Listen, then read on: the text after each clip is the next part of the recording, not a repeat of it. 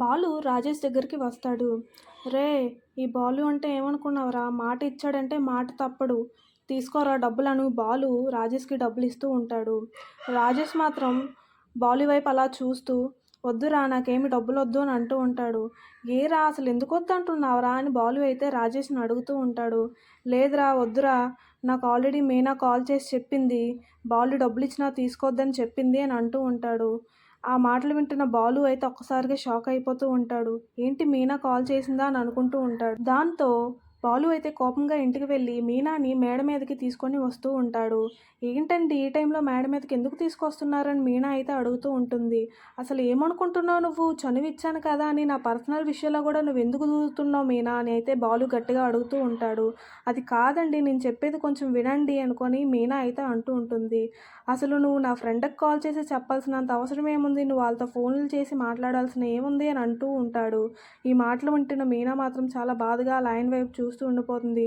నేను కూడా కొంచెం చెప్పేది వినండి అంటే, అసలు నువ్వేం చెప్పాలనుకుంటున్నావు మీనా? అసలు ఈ డబ్బులు ఏమన్నా నువ్వు ఒక్కదాన్ని సంపాదించుకున్నావా? నువ్వు పువ్వులమ్మి సంపాదించుకున్నవి మాత్రమేనా ఆ ఉండిలో దాస్తున్నవి?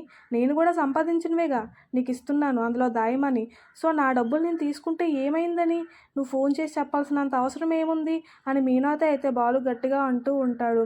కోపంలో రగిలిపోతున్న బాలుకి మీనా ఏం చెప్పినా అర్థం కాదు. మీనా చెప్పడానికి ఎంత ట్రై చేసినా బాలు అయితే వినే స్టేజ్లో లేడు. ఆ విషయం అయితే మీనాకు అర్థమవుతుంది. అందుకే ఇంక కామ్గా ఉండిపోతూ ఉంటుంది. ఈ మాటలన్నీ వింటున్న ప్రభావతి అయితే పక్క నుంచి చాలా సంబరపడిపోతూ ఉంటుంది. అబ్బా వీళ్ళిద్దరి మధ్య చిచ్చు రేగింది అని అనేసుకుంటూ ఉంటుంది. అక్కడికి వెంటనే వచ్చేస్తూ ఉంటుంది. అయినా బాలు, నేను ముందు నుంచి నీతో చెప్తూనే ఉన్నాను కదరా, దీనికి మాత్రం చనువు ఇవ్వకరా, నీ నెత్తి మీద తైతక్కాలు ఆడుతుంది అని అంటూనే ఉన్నాను కదరా, నువ్వే వినలేదు అని బాలుని అంటూ ఉంటుంది. వెంటనే మీనాతో అంటూ ఉంటుంది. అయినా నువ్వేటే అసలు? ఆ డబ్బులు ఏదో నువ్వు ఒక్కదానివే సంపాదించి దాచుకుంటున్నట్టు, ఆడు కూడా కష్టపడి సంపాదించేగా దాయడానికి ఇస్తున్నాడు. సో ఆ డబ్బులు ఆడికి ఇవ్వడానికి నీకేటి అంత సలుపు అని అంటూ ఉంటుంది. మీనా అయితే ఇంకేం అనకుండా బాధగా ఇద్దరి వైపు చూస్తూ ఉంటుంది. వీళ్ళిద్దరూ నా మాట వినే స్టేజ్లో లేరు అని. బాలు మాత్రం కోపంగా మీనా వైపు చూస్తూ ఉంటాడు. ప్రభావతి మాత్రం దొరికిందే సందు అని దూరిపోయి ఇంకా మీనాని ఎన్నో మాటలు అంటూ ఉంటుంది. అయినా నీకు ముందు నుంచే చెప్తున్నాను, ఇప్పుడు కూడా చెప్తున్నాను బాలు, దీన్ని మాత్రం అసలు నీ నెత్తి మీద తైతక్కలు ఆడే అంత ఛాన్స్ అయితే ఇవ్వక, దీనికి మాత్రం ఆ చనువు ఇవ్వక, దీన్ని ఎక్కడ ఉంచాలో అక్కడే ఉంచు అని ప్రభావతి అయితే బాలుని రెచ్చగొడుతూ ఉంటుంది.